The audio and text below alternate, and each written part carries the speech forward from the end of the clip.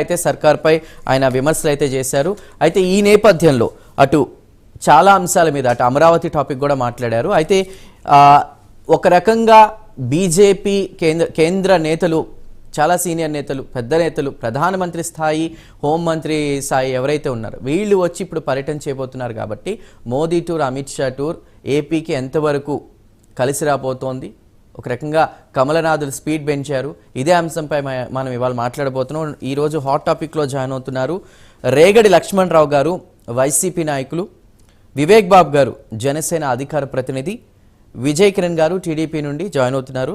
అదేవిధంగా రామ్ కుమార్ గారు బీజేపీ నుండి జాయిన్ అవుతున్నారు. ఆయన మరికొంతసేపట్లో జాయిన్ అవుతారు. ముందుగా రేగడి లక్ష్మణ్ రావు గారు, అందరూ ఈరోజు హాట్ టాపిక్లో జాయిన్ అయిన అందరికీ కూడా good morning and welcome to the hot topic. ముందుగా రేగడి లక్ష్మణ్ రావు గారు, ఒక రకంగా అంటే గతంలో ఎలాంటి ఈ స్థాయిలో విమర్శలు మనం చూడలేదు. అమిత్ షా వ్యాఖ్యల్ని, విమర్శల్ని ఏ విధంగా చూస్తారంటే జగన్మోహన్ రెడ్డి ప్రభుత్వం వచ్చిన తరువాత పోలవరాన్ని ముందుకు తీసుకువెళ్ళలేకపోయారు, ల్యాండ్ మాఫియా గురించి మాట్లాడారు, ఈ స్థాయిలో విమర్శలు చేశారు. దానిపై మీ కామెంట్ ఏంటి? సార్, ముందుగా మీకు అలాగే పేలటువంటి సభ్యులకి, ప్రైమ్ నైన్ వీక్షకులకి, యజమానికి హృదయపూర్వక నమస్కారం అండి. Good morning.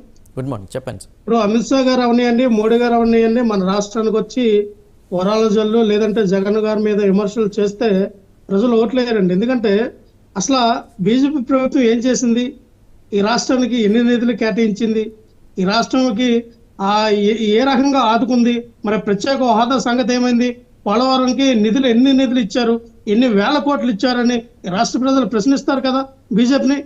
ఇప్పుడు ఈ రోజున జగన్మోహన్ రెడ్డి గారి మీద లేనిపోయిన అబండాలు వేసి ప్రజల్లోకి ఏదైతే చెప్పి మనం ఓట్లు దండుకుంటాం అంతే.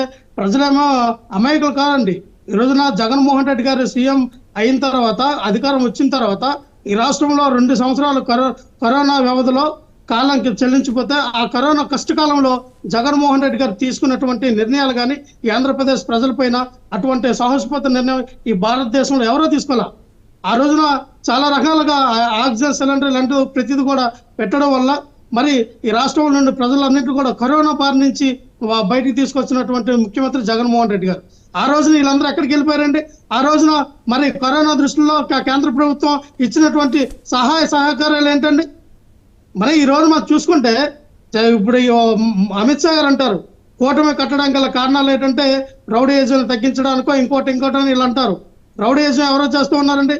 ఈ రోజున ఆంధ్రప్రదేశ్ రాష్ట్రంలో మరి ఇటువంటి ప్రశాంతమైన పరిపాలన, ఇటువంటి ప్రజలకి అన్ని రకాలుగా మేము ఇచ్చినటువంటి సంక్షేమ పథకాలు ఈ రోజున జగన్మోహన్ రెడ్డి గారు అధికారంలోకి వచ్చిన తర్వాత ఒక రైతు భరోసా కేంద్రాలు అవనియండి, విలేజ్ క్లినిక్లు అవనియండి, అలాగే ప్రతిదీ కూడా ఇప్పుడు ఉన్నటువంటి వాలంటరీ వ్యవస్థ అవనియండి, సచివాలయ వ్యవస్థ అవనియండి, ప్రతిదీ కూడా జగన్మోహన్ రెడ్డి యొక్క మార్క్ కనబడుతూ ఉంది. మరి చంద్రబాబు నాయుడు గారు ఈ 14 సంవత్సరాల్లో చెప్పుకోదప్పుగా ఒక పథకం పేరు చెప్పమనండి, ఒక సంక్షేమ పేరు చెప్పమనండి, డెవలప్మెంట్ చూపించమనండి.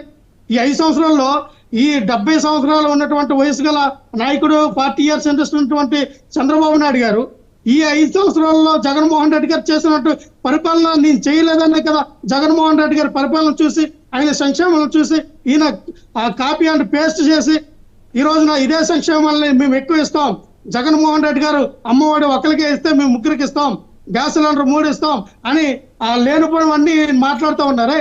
మరి జగన్మోహన్ రెడ్డి గారు అమ్మఒడి ఒకరికి ఇస్తేనే అదే జగన్మోహన్ రెడ్డి గారు లక్షల కోట్లు 13 లక్షల కోట్లు అప్పులు చేశారు, లేదంటే మరో శ్రీలంక మరొక వెనుజులా అవుతుందని ప్రచారం చేసి ప్రతిపక్ష నాయకులు ఈ రోజున అమ్మఒడి అందరికి ఇస్తాం, ప్రతి ఒక్కరికి కూడా ఊరికినే సిలిండర్లు ఇస్తాం, ప్రతిదీ కూడా ఫ్రీగా ఇస్తామని వీళ్ళు పబ్లిక్ స్టంట్ చేస్తే ఏమవుతుంది? అప్పుడు ఆంధ్రప్రదేశ్ ఏమైనా శ్రీలంక వెనుజులా అవ్వదు?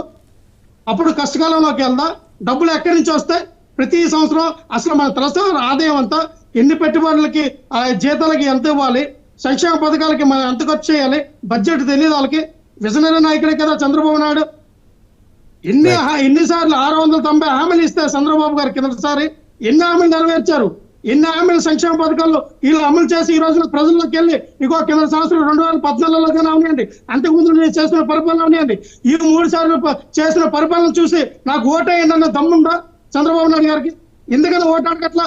నా పరిపాలన చూసి నాకు ఓటేయండి అడుగుతా ఉన్నాడా? ఈ రోజు జగన్మోహన్ రెడ్డి అడుగుతా ఉన్నారు. మీ ఇంటికి కానీ మీకు కానీ నా వల్ల, నా ప్రభుత్వం వల్ల మంచి జరిగితేనే ఓటేయనని అడుగుతున్నటువంటి దమ్మున్న నాయకుడు జగన్మోహన్ రెడ్డి గారు. Right. ఈ రోజున ఎందుకు ఇలా అడగట్లా? కూటమి ఏర్పడింది వాళ్ళ సొంత ప్రయోజనాల కోసమే కానీ రాష్ట్ర ప్రయోజనాల కోసం కాదు.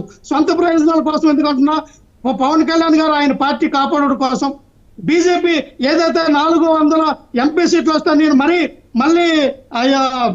ప్రధానమంత్రిగా అవడానికి మోడీ గారు చేసినటువంటి స్కెచ్, చంద్రబాబు నాయుడు గారు ఎలాగైనా ఈసారి మనం అధికారంలోకి రావాలి, ప్రజలకు లేనిపోని కలపోని ఆశయాన్ని సాధన కారణం సంక్షేమ పథకాలు తీసుకొస్తే మనకు ఓట్లేసి వస్తారో మనం అధికారంలో రావచ్చని ఒక ఊహలో ఉన్నారు తప్ప ఏది ఆచరణ అవుతాయి ఏది ఆచరణ కాదు అటువంటి సంక్షేమ పథకాలు మనం ప్రవేశపెట్టగలం. ఈ ప్రజలంతా ఈ రోజున ఎవరు అమాయకులు కాదండి, చూస్తూ ఉన్నారు.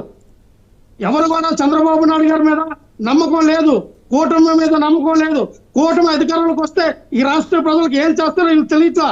ఉమ్మడి మేనిఫెస్టోలో Right. బీజేపీని ఎందుకు చేర్చుకున్నారు? లక్ష్మణ్ రావు గారు, బీజేపీ ఇంత పెద్ద మాట లక్ష్మణ్ రావు గారు, అదే ప్రజలు, అమిత్ షా గారు, లక్ష్మణ్ రావు గారు, మోడీ గారి ఫోటో కానీ ఎందుకు వేయాలా వీళ్ళు? రైట్ లక్ష్మణ్ రావు గారు, అదే ప్రజలు మద్యపాన నిషేధం మాట తప్పింది ప్రభుత్వం, 200 యూనిట్ల వరకు గృహాలకు ఉచిత విద్యుత్ మాట తప్పింది, ప్రత్యేక హోదాతో ఉద్యోగాల విప్లవం ఆ విషయంలో మాట తప్పారు, 2021 లోపు రాయలసీమ ఉక్కు ఫ్యాక్టరీ ప్రభుత్వం మాట తప్పింది, 2021 డిసెంబర్ లోపు పోలవరం మాట తప్పారు, 2,30,000 ఉద్యోగాల భర్తీ అంటే సచివాలయ ఉద్యోగాలను మినహాయింపు చేసి 23,000 పోస్టులతో మెగా డిఎస్సి ప్రభుత్వం మాట తప్పింది, చిన్న సన్నకారు రైతులకు ఉచితంగా బోర్లు ఈ విషయంలో మాట తప్పింది ప్రభుత్వం, కరెంటు ఛార్జీలు తగ్గిస్తానన్నారు, బస్ ఛార్జీలు తగ్గిస్తానన్నారు, పెట్రోల్ డీజిల్ విషయంలో కూడా ఇలా చాలా కులానికో కార్పొరేషన్ విషయం కావచ్చు ఎక్కడ ఈ ప్రభుత్వం చెత్త పన్ను విధించడం, ఇంటి పన్ను పెంచడం, రిజిస్ట్రేషన్ ఛార్జీలు, ఆస్తి పన్ను, ఇంటర్ విద్యార్థులకు మధ్యాహ్నం భోజనం కట్, ఇట్లాంటి ఫీజు రీయింబర్స్మెంట్ విషయాల్లో వీటన్నిటిలో కూడా ఈ విషయాల్లో ఛార్జీలు పెంచారు.